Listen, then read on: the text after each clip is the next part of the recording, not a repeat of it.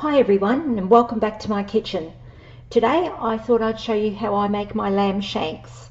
I know it's a bit late in the season, but with the crazy weather we've been having here in Melbourne, I thought what the heck, so it's going to be lamb shanks tonight.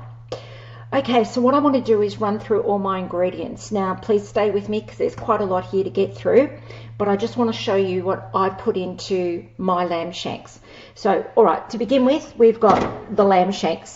These are absolutely beautiful. I've got 4 very large lamb shanks, so we'll start with those. Now on the board here are the ingredients that I will be putting in with the lamb shanks. So I have a zucchini, I have some celery, I have a swede, I have some carrots, I have some asparagus, homegrown asparagus, so I thought, yep, that can go in too. I have an onion, I have a couple of potatoes, I have some bay leaves, some fresh thyme, some garlic cloves, some tomato paste, some mushrooms which are all going to be diced up, some culinary lavender, which I love using when I make something like this, and really any type of casserole I'll always put some lavender. I have some beef stock here.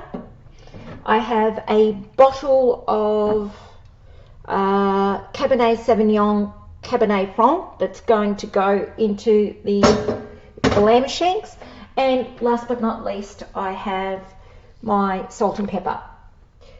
So I'm going to get to chopping all of this up. Basically what I'm going to do is just dice it. Welcome back to my kitchen everyone. We've got everything prepped now and I'm about to start cooking. But before I do, I just wanted to show you my pot. This is my cast iron pot, and as you can see it is seasoned extremely well from use over time. When cooking a casserole like this, lamb shanks, or any type of casserole actually that requires a long, slow cook, cast iron is probably one of the best things you can use for retaining the heat, and also just the weight of it, the heaviness of it. You're going to be cooking something for a long time in the oven. So yeah, I always find using cast iron is the best way to go. So I'm waiting for my oil to heat up, and I want it quite hot. I'm just using a canola oil here. So what I'm going to do now is just brown off the lamb shanks. I've lightly dusted them in flour, and they'll be getting browned off first. I'm getting some nice brown colouring happening here, so I'll just continue to cook these until I finish them off and come back to you then.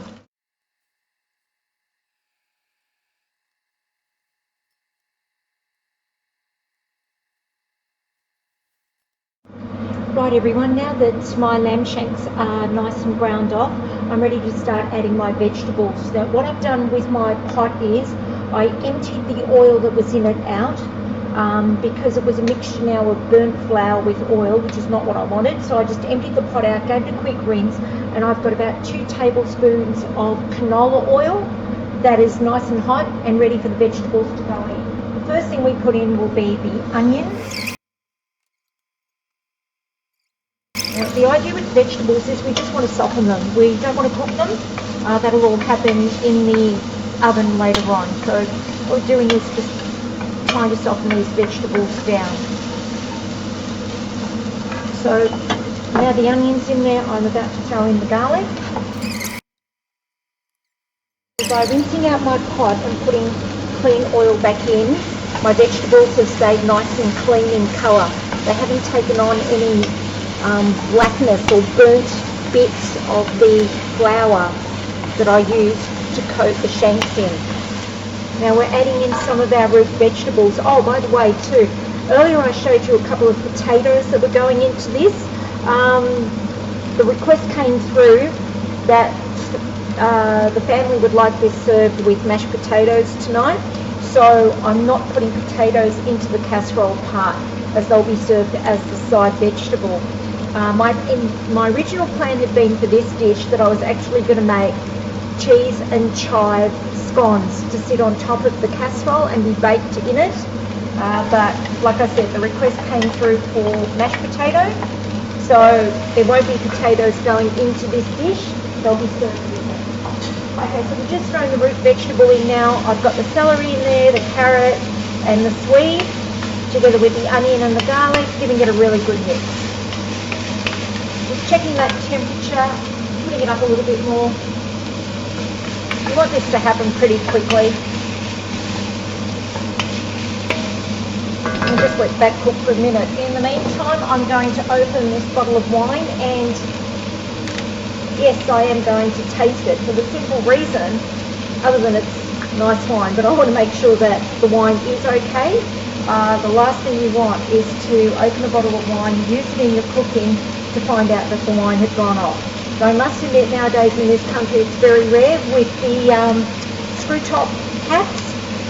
Very, very rare to have a red wine go off. Different story when we used to have corks, but this way, this is one of the reasons why it was actually done, to stop the wines going off. But anyway, I'm still going to try a little bit. Okay, very nice wine. Full body, robust, which is what you want. You know, this is a slow cooked casserole. You don't want a weak wine. So, like I said, this is a Cabernet Sauvignon, Cabernet Franc blend from the Yarra Valley, and that's going to work very well in there. Right, those veggies are going well. I'm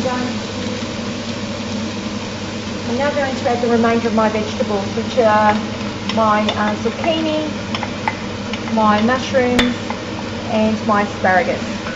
And once this goes into the oven's on 160.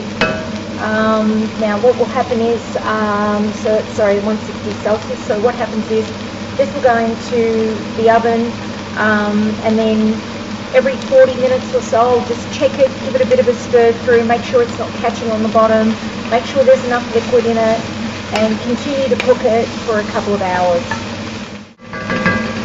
Okay, so at this point now, I'm going to add my herbs, so my bay leaf, my fresh thyme, my culinary lavender. So just about, half a teaspoon, maybe a little bit more, just sprinkle that in. My tomato paste, I'm adding 3/4 of a cup. Three quarters will go into this one. So 3/4 of a cup of red wine. And then what I've got here on the side is some beef stock. So give that a little bit of a stir. What I'm going to do now is season this. Now I'm going to season this extremely well, because don't forget, the lamb has not been seasoned. So I like to use the vegetables as a bed to lay the meat on. And what will happen is, as it cooks, the meat will get quite crunchy on the top, but really moist in the middle. Just trying to get them in there. I mean, they are going to shrink as they cook, which will make it a little bit easier later on. Any juices from the meat must go in. That's flavour. Okay, so what I'm going to do now is I'm going to just add a little bit more of the beef stock, like so. Bring this up to the boil, and then once it's boiled, lid will go on and it goes into the oven. Like I said, the oven is sitting at 160, and I will have a look at it in about an hour's time. So we'll see you back in the kitchen in about an hour. Welcome back, everyone. My lamb shanks were cooked through about 15 minutes ago. So what I did was I pulled them out of the vegetable mix with the gravy, just pop them into a dish and return them to the oven so that they stay nice and warm. And in the meantime, what I've now done is I've brought my pot out, and I've now got it on a very low heat on my stovetop. The purpose for this is I'm now reducing it for the last bit, trying to get as much of this liquid as I can absorb, just to leave a very thick gravy, and it's almost there. What I'd like to show you too is how the lamb shanks turned out. So these are the lamb shanks. See those? So they look absolutely stunning, falling off the bone, which is exactly what I wanted. So this probably has maybe another 5 or 10 minutes tops. It's just about there. In the meantime, I've made my mashed potato, so I've got everything ready to plate up. Just getting this down to the consistency I want it. As you can see, it's thickened by itself. Together with all the ingredients, with the flour that I lightly had dusted the lamb shakes in, it was more than enough to thicken out this gravy. And just by literally reducing it over time, it has thickened out perfectly. So I will continue to do this now until I'm happy at the stage that it's at, and I shall see you all back when it's time to plate up. Welcome back, everyone. Well, it's time to plate up, and I'd like to show you how I plate up my lamb shanks. So we start off with some mashed potato in the bottom of the bowl.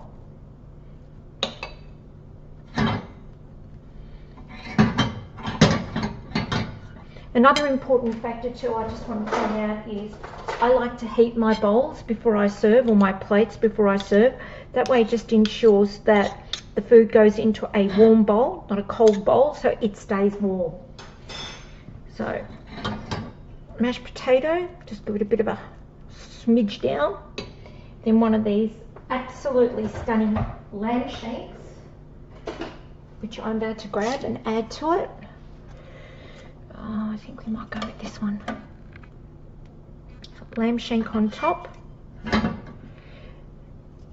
And then what I like to do is I will drizzle my vegetables over the top,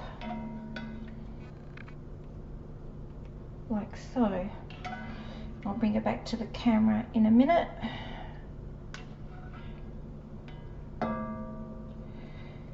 Rightio. Just put that down there, and just to finish, a little bit of fresh parsley. Right, so there you go, there you have it, my lamb shank mashed potato dinner. I hope you like that, everyone, and I look forward to seeing you next time in my kitchen. Bye.